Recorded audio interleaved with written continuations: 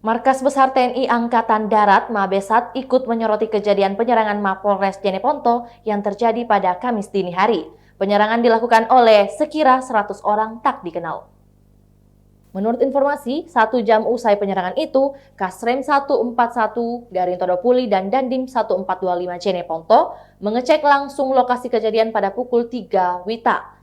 Kepala Dinas Penerangan TNI AD Brigjen TNI Hamim Hotohari mengatakan saat ini pihaknya tengah menyelidiki kebenaran kejadian tersebut sebagaimana dilansir dari tribunnews.com.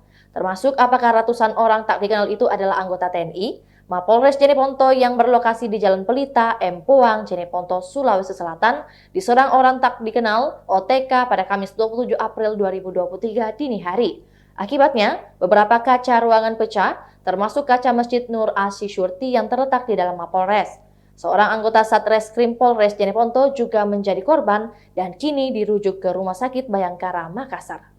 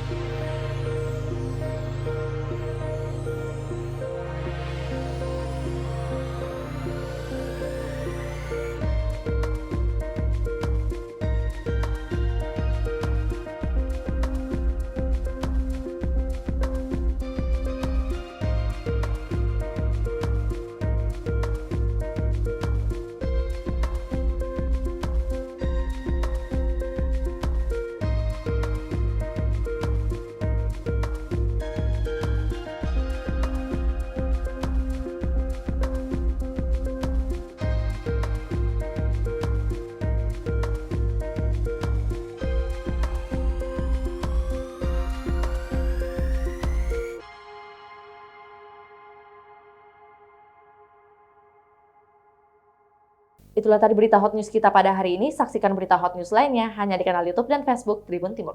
Terima kasih sudah nonton. Jangan lupa like, subscribe, dan share ya.